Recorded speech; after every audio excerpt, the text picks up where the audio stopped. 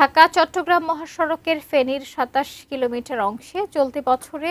৪০টির বেশি সড়ক দুর্ঘটনায় নিহত হয়েছে প্রায় ৪৬ জন। ঢাকা চট্টগ্রাম মহাসড়কের ফেনীর ফতেপুর অংশ থেকে বিস্তারিত জানাতে যুক্ত হচ্ছেন প্রতিনিধি দিদারুল আলম। আমরা বলছিলাম যে বেশ ভালো সড়ক দুর্ঘটনা হচ্ছে এবং এর কারণ কি, এ নিয়ে প্রশাসন কোনো ব্যবস্থা গ্রহণ করছে কিনা জানাবেন। শাকিলা, আসলে আপনি যেমনটি বলছিলেন যে গত এক বছরে ফেনীর যে ঢাকা চট্টগ্রাম মহাসড়কের যে ২৭ কিলোমিটার অংশ, এই অংশে প্রায় ৪০টিরও অধিক দুর্ঘটনা ঘটেছে এবং এই দুর্ঘটনায় প্রায় এখন পর্যন্ত সরকারি হিসেব অনুযায়ী প্রায় ৪৬ জনের মতো নিহত হয়েছেন। তবে এই দুর্ঘটনার যে মূল কারণ ধরা হয়েছে, মূলত বিষয় হচ্ছে এখানে যে ২৭ কিলোমিটার অংশ, এই অংশ দিয়ে কিন্তু ৩টি উপজেলায় আসলে পারাপার হতে হয়, বিশেষ করে এখানকার সাধারণ মানুষকে, যারা ছোট থ্রি হুইলার এবং অন্যান্য গাড়িগুলো কিন্তু আসলে ক্রসিং করে, যে কারণে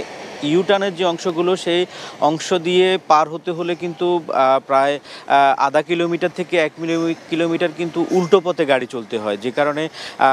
দুর্ঘটনার সংখ্যা কিন্তু বাড়ছে। এবং যদি প্রশাসনিক কোনো ব্যবস্থার কথা বলি, আসলে মহাসড়কের পাহারায় যারা রয়েছেন, যারা দায়িত্বে রয়েছেন, যে সকল পয়েন্টগুলো দুর্ঘটনাপ্রবল এবং যেখানে আসলে প্রতিনিয়ত দুর্ঘটনা ঘটছে, সেখানে আসলে হাইওয়ে পুলিশ থেকে কোনো আমরা তৎপরতা দেখিনি এবং পাশাপাশি ট্রাফিক বিভাগ থেকেও কিন্তু এখানে সিগন্যালের কোনো ব্যবস্থা নেই, যে কারণে আবাদে আসলে যে ক্রসিংগুলো রয়েছে সেগুলো দিয়ে পারাপার হচ্ছে। আমরা যদি গত ১৩ দিনের হিসাব করি, গত ১৩ দিনে প্রায়